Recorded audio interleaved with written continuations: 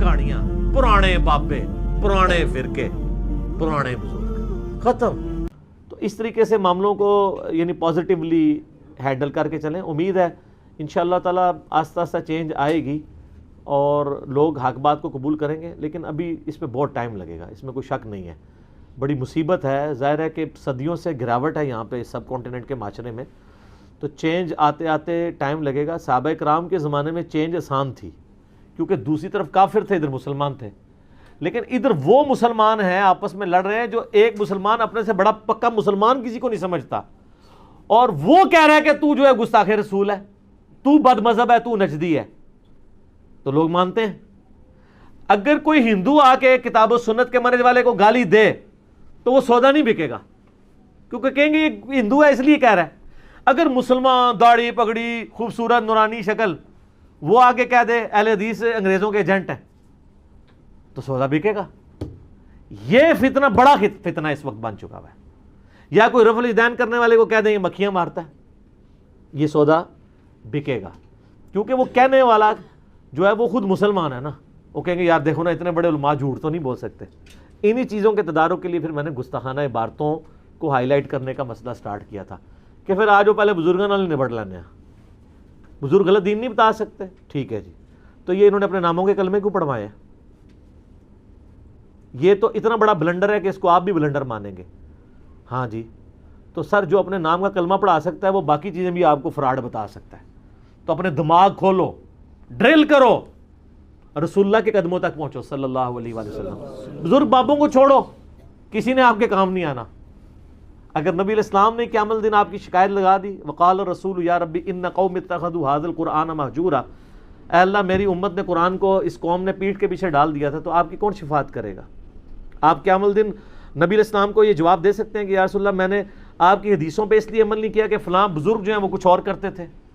تو سمپل سوال ہوگا یار تیرے تک قرآن اور حدیث اللہ نے پہنچائی تھی، تو نے اس پہ عمل کیوں نہیں کیا؟ تو نے بزرگ کا کلمہ پڑھا تھا یا میرا کلمہ پڑھا ہوا تھا؟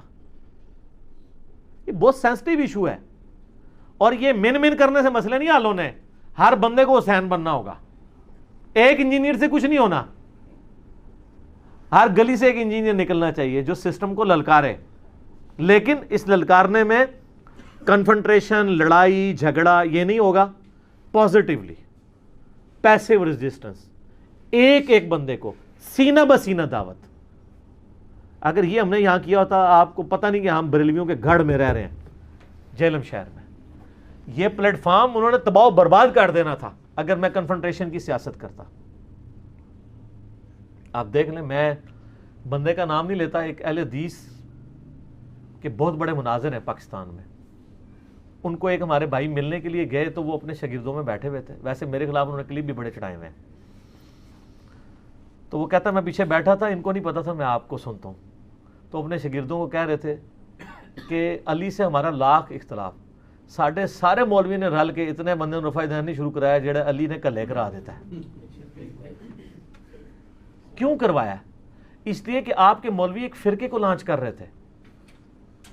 اس پلیٹ فارم نے فرقے کی دعوت نہیں لانچ کی ہے، نبی علیہ السلام کی دعوت لانچ کی ہے، یہ کہہ کے نہیں کہ میرا فرقہ نبی علیہ السلام کے طریقے پہ ہے، نہیں، وہ تو بریلوی بھی کہتے ہیں کیا ہم فرعون کے طریقے پہ ہیں؟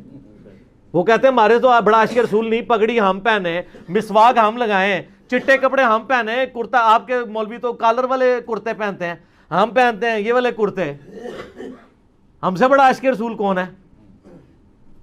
ہر ٹائم مسواک یہاں سجائی ہوتی ہے ہم نے، آپ کے مولوی تو فرض پڑھ کے سائڈ پہ ہو جاتے ہیں، ہم تو تجد اشراق چاش بھی نہیں چھوڑتے، عشاء یہ بھی کلیز اس طرح رکعتہ پڑھ مار رہے ہیں،